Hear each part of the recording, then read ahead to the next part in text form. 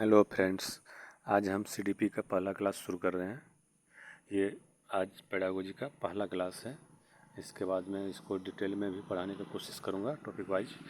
आज मैं ऑब्जेक्टिव से शुरुआत कर रहा हूँ और इसके साथ ही आप भी अपने मॉक टेस्ट मार सकते हैं, साथ साथ कितना आपका सही हो रहा है चेक कर सकते हैं। चलिए क्लास को शुरुआत करते हैं। ये टेट एग्ज़ाम के लिए बहुत इंपॉर्टेंट होता है। अभी झारखंड टेट की जो तैयारी कर रहे हैं 2024 का, उसके लिए मोस्ट इम्पोर्टेंट क्लास साबित होगा। चलिए शुरुआत करते हैं। बच्चे की बुद्धि लब्धि 90 से 110 के मध्य है, वह किस प्रकार का बालक होगा? सामान्य बुद्धि वाला, प्रखर बुद्धि वाला, उत्कृष्ट बुद्धि वाला या प्रतिभाशाली वाला बालक होगा? कौन सा बालक होगा?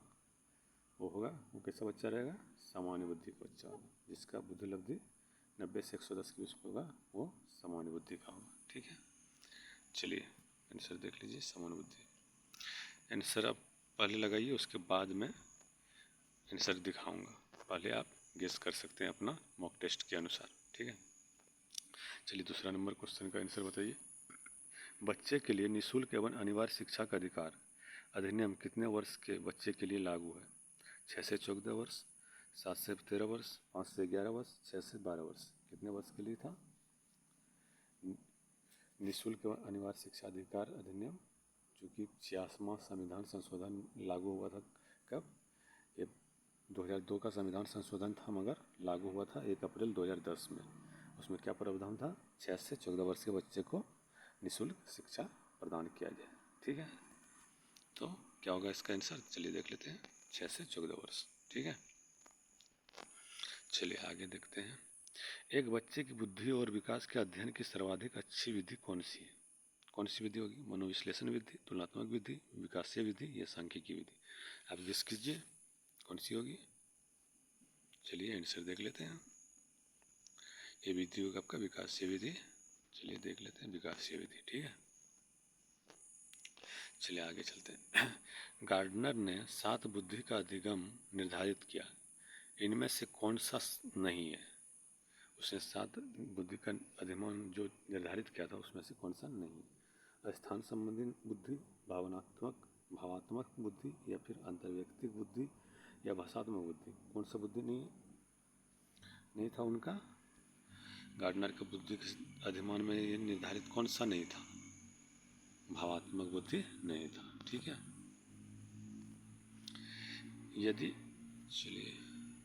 यदि एक बच्चे की मानसिक आयु 5 वर्ष तथा वास्तविक आयु 4 वर्ष है, तो उस बच्चे की बुद्धि लब्धि क्या होगी? तो बुद्धि लब्धि का सूत्र अगर आपको याद होगा तो कुछ भी उम्र दिया रहे तो आपको कोई फ़र्क नहीं पड़ना चाहिए, उसको निकाल लीजिएगा। तो सूत्र क्या होता है उसमें बैठा कर निकाल लीजिए। बुद्धि लब्धि का सूत्र है मानसिक आयु बाय वास्तविक आयु इंटू 100। तो 5/4, 5/4 इंटू 100 कर दीजिए, कट जाइएगा। कटा के कितना होगा? 125 आ जाएगा। आएगा ना? 4 से अगर 100 को कटाइएगा 25 आएगा, और 5 इंटू कर दीजिए इसको। 25 इंटू 5 125। कितना हो जाएगा? 125, 125। ठीक है, चलिए आगे चलते हैं। देख लीजिए आंसर इसका 125। ठीक है, मनोविज्ञान शिक्षा का आधारभूत विज्ञान है, यह किसने कहा? बीएन झा, स्किनर, डेविस या वुडवर्थ? किसने कहा था? आप अनुमान लगा लिए होंगे, स्किनर ने। ठीक है, किसने कहा था? स्किनर ने। चलिए जल्दी जल्दी करते हैं, बोर नहीं होना है। हिंदी अक्षरों को बालक किस आयु में पहचानने लगते हैं? 3 वर्ष में, 4 वर्ष में, 5 वर्ष में या 6 वर्ष में? किस वर्ष में पहचानने लगते हैं? चलिए आंसर देख लेते हैं। 5 वर्ष में पहचानने लगते होंगे, देख लेते हैं।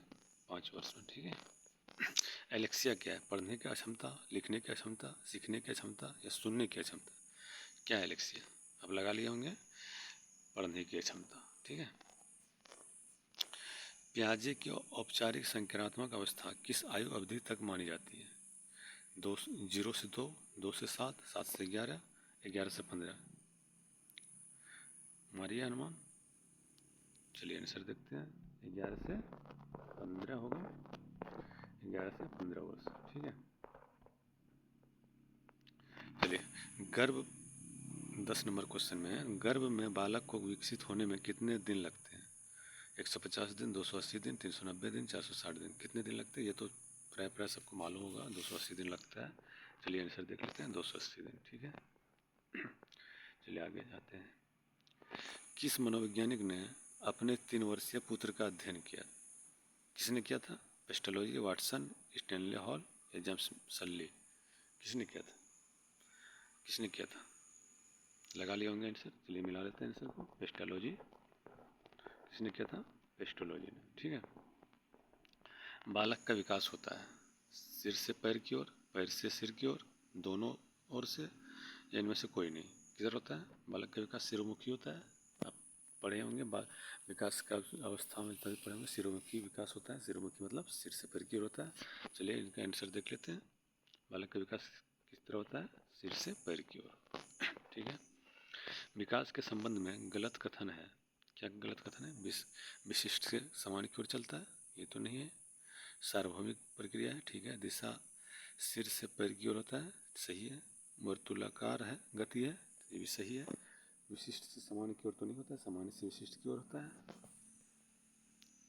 ठीक है, तो पहला गलत होना चाहिए। चलिए आंसर भी देख लेते हैं। विशिष्ट से सामान्य की ओर, ये गलत, सही नहीं है, क्योंकि यहाँ गलत कथन पूछा गया है। ठीक है, इसको याद रखेंगे। गर्भधान काल की अवस्था नहीं है। कौन सा अवस्था नहीं है? शेषवावस्था में कोई गर्भधान करता है? तो ये कल तो नहीं होगा, पहले ही इसमें सभी मार देंगे। डिम्ब, बीजकरण, भ्रूण अवस्था, ये सब रिलेटेड है गर्भधान से। ठीक है, तो क्या होगा? शेषवावस्था होना चाहिए। चलिए देख लेते हैं इसे, शेषवावस्था। चलिए आगे देखते हैं। 15 नंबर क्वेश्चन में क्या है? मानव जीवन की मनोभौतिक एकता कहलाती है। मन तथा शरीर का विकास, शरीर तथा हड्डियों का विकास, शरीर तथा हृदय का विकास, आत्मा एवं मांसपेशियों का विकास। चलिए आप अनुमान लगा लीजिए, क्या होगा आंसर? मन तथा शरीर का विकास। मानव जीवन की मनोभौतिक एकता कहलाती है कौन सा? मन तथा शरीर का विकास। ठीक है, चलिए आगे देखते हैं। गर्भ में सर्वप्रथम निर्माण होता है, किसका निर्माण होता है? पैर का, सिर का, धड़ का, या फिर सभी का? किसका होता है बताइए। लगा लिए होंगे अपना आंसर। चलिए आंसर देख लेते हैं। सिर का विकास होता है। ठीक है, चलिए आगे देखते हैं। जन्म के समय शिशु कितनी हड्डियां होती हैं? जन्म के समय शिशु में कितनी हड्डियां होती हैं? 206, 230, 270 या 320? कितनी होती है? जन्म के समय शिशु में 270 हड्डियां होती हैं। ठीक है। बालक अपनी माँ को पहचानना प्रारंभ कर देता है कब? 6 माह, 8 माह, 9 माह या 3 माह? कब पहचानना प्रारंभ कर देता है? चलिए देख लेते हैं सर। 3 माह में। ठीक है, 3 माह में बालक अपनी माँ को पहचानना आरंभ कर देता है। बालक के जन्म के समय शिशु के मस्तिष्क का भार होता है, कितना होता है? 300 ग्राम, 350 ग्राम, 400 ग्राम, 450 ग्राम? कितना होता है? 350 ग्राम। बालक के जन्म के समय शिशु के मस्तिष्क का भार कितना होता है? 350 ग्राम। ठीक है। कल्पना जगत में विचरण होता है शिशुअवस्था, किशोरावस्था, बाल्यावस्था या शिशुअवस्था व किशोरावस्था में? कब होता है कल्पना में? कल्पना की जगत में, मतलब काल्पनिक सोच का विकास कब होता है? कब होता है? चलिए आंसर देख लेते हैं। शिशुअवस्था व किशोरावस्था में। चलिए आगे चलते हैं। बालक मुख्य